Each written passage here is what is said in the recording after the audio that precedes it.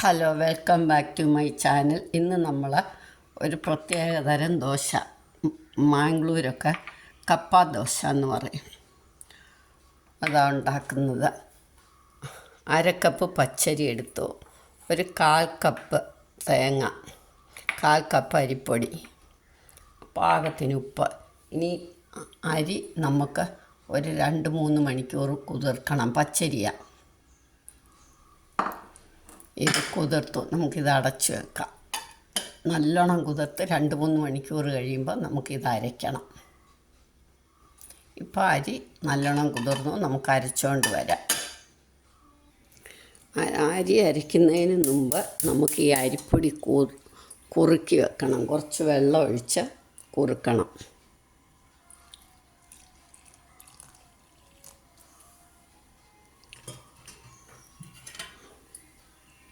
നല്ല വൃത്തിയായിട്ട് കുറുക്കണം, നല്ല വൃത്തിയായിട്ട് കുറുക്കണം.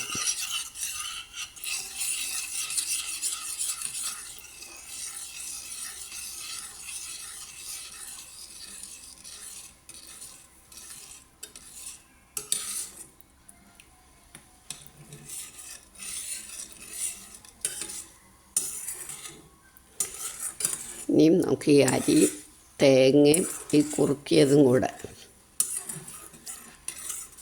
അരയ്ക്കണം. ഇത് അവിടെ ഇരുന്ന് തണുക്കട്ടെ.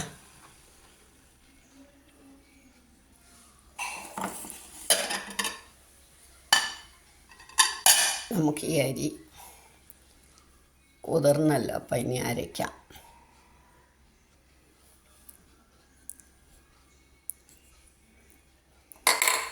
ഈ അരി ഇല്ലെങ്കിൽ അരിയൊന്ന് അരഞ്ഞിട്ടായാലും മതി.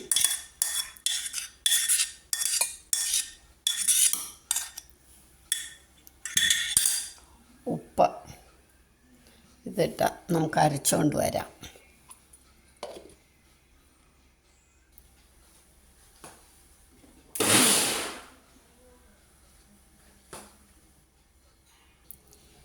അരച്ച് കഴിഞ്ഞു.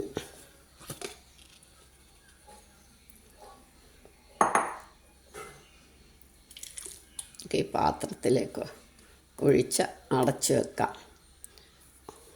രാത്രിയിലാണെങ്കിൽ 8 മണിക്കൂർ, രാത്രിയിലാണെങ്കിൽ ഓവർനൈറ്റ്, ഇല്ലെങ്കിൽ രാവിലെ 8 മണിക്കൂർ കഴിഞ്ഞ് ഇത് നമുക്ക് ഉണ്ടാക്കാം. ഉപ്പ് ഇട്ടിട്ടുണ്ടല്ലോ, നന്നായിട്ടൊന്ന് ഇളക്കിയാൽ മതി. എന്നിട്ട് നമുക്ക് ഉണ്ടാക്കാം. ഇപ്പം രാവിലെ ആയി, ഞാൻ രാത്രിയിൽ അരച്ച് വെച്ച്. അപ്പോൾ നമുക്ക് ഇതിന് വേണ്ടുന്ന ചട്നി ഉണ്ടാക്കാം.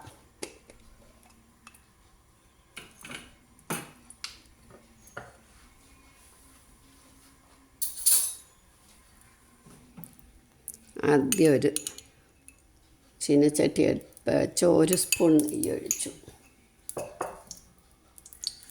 അതിനകത്തേക്ക് നമുക്ക് എരിക്ക് ആവശ്യമുള്ള മുളക് ഒന്ന് ചൂടാക്കിയെടുക്കാം. നെയ്ക്ക് വരെ എണ്ണ ആയാലും മതി. അതിൻ്റെ കൂടെ നമുക്ക് കുറച്ച് കടലപ്പരിപ്പ്, അല്ലെ പൊട്ടുകടല, അല്ലെ ഉഴുന്ന് പരിപ്പ്, ഏത് വേണേലും ഇടാം.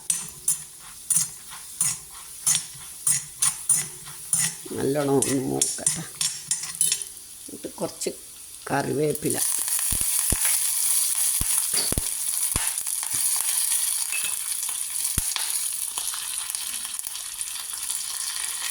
പാകത്തിന് പുളി, അതൊക്കെ പിന്നെ അവരവരുടെ എരിയുടെ അനുസരിക്കാം. അത് മൂക്കും. തേങ്ങ നമുക്ക് സ്റ്റൗ ഓഫാക്കി കഴിഞ്ഞിട്ട് അടുപ്പയിലോട്ട്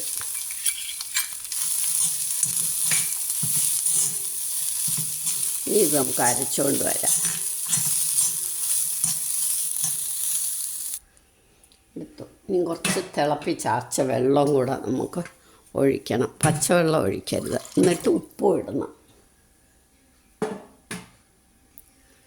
പാകത്തിന് ഉപ്പൂടെ ഇടുക. ഇനി ഇത് അരച്ചുകൊണ്ട് വരാം. അപ്പോൾ നമ്മുടെ ചട്നി അരച്ച് കഴിഞ്ഞു. ഇനി ഇത് നമുക്കൊന്ന് കടുക് വറക്കണം.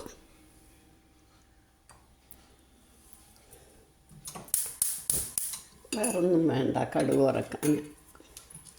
മുളകും കടുകും കറിവേപ്പിലയും മാത്രം മതി.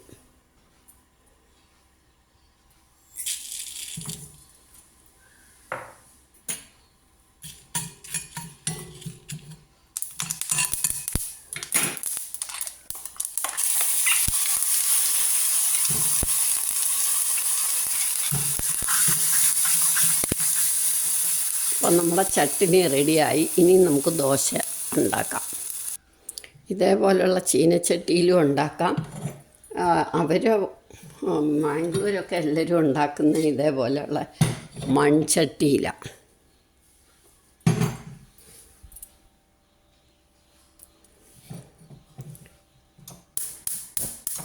ഇത് സിമ്മാക്കി വെക്കണം.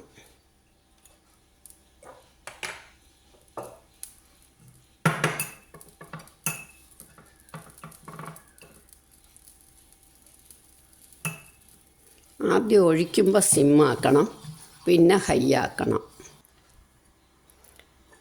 നമ്മുടെ മാവ് റെഡിയായിരിക്കുക.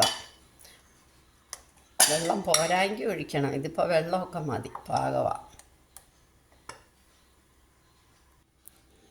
ഇത് ചൂടായി, ഇനി നമുക്ക് ഒഴിക്കാം.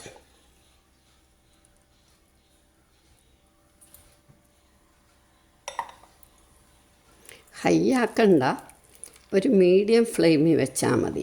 ഒരുപാട് പരത്തണ്ട. അടച്ചു വെക്കാം. നമുക്ക് ഇതേപോലെ എളുപ്പത്തിന് ചീനച്ചട്ടിയിലും കൂടെ ഉണ്ടാക്കാം. രണ്ടെണ്ണത്തിൽ ഉണ്ടാക്കുമ്പോൾ എളുപ്പമാകുമല്ലോ, അതുകൊണ്ടാണ്.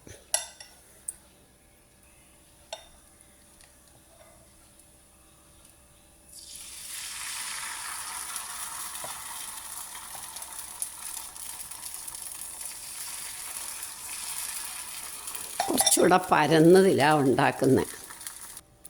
നമുക്ക് നോക്കാം ആയോന്ന്. ഉണ്ടോ? നല്ല ഭംഗിയായിട്ടായിട്ടുണ്ട്.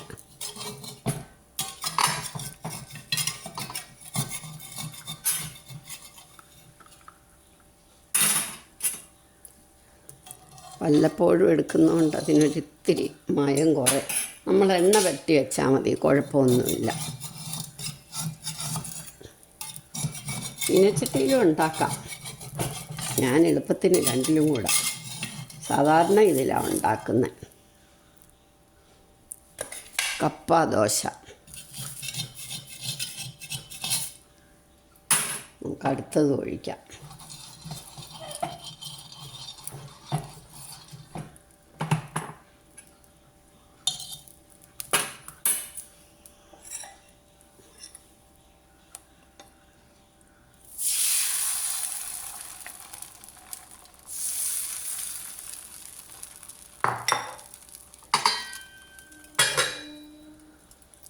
ചീനച്ചട്ടിയിലേമായി അതും നമുക്ക് എടുക്കാം.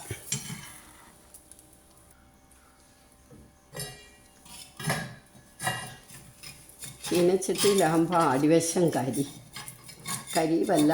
ഇതാകുമ്പോൾ അടിവശം നന്നായിട്ട് മൂക്കും. പക്ഷെ സൈഡ് അധികം കരിയത്തില്ല. നമ്മൾ ആ കറക്റ്റ് സമയത്തിന് എടുക്കണം.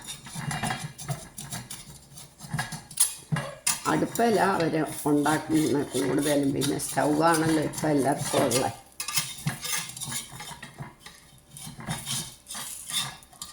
കണ്ടോ, നല്ല സ്പോഞ്ച് പോലെ ഇവിടെ വിരിക്കും.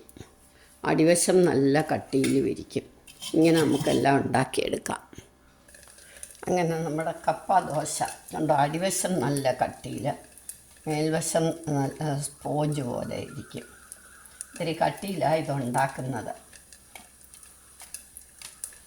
ഇനി നമുക്ക് സമ്മന്തി അല്ലെങ്കിൽ ചട്ടണി കൂട്ടി കഴിക്കാം.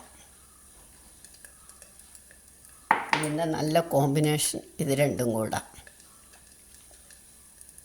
നിങ്ങളെല്ലാവരും ഇതൊന്ന് ട്രൈ ചെയ്ത് നോക്കി. ഇഷ്ടപ്പെട്ടെങ്കിൽ ലൈക്ക് ചെയ്യണം. സബ്സ്ക്രൈബ് ചെയ്തിട്ടില്ലാത്തവർ സബ്സ്ക്രൈബ് ചെയ്യണം. ഷെയർ ചെയ്യണം. കമൻറ്റ് ചെയ്യണം.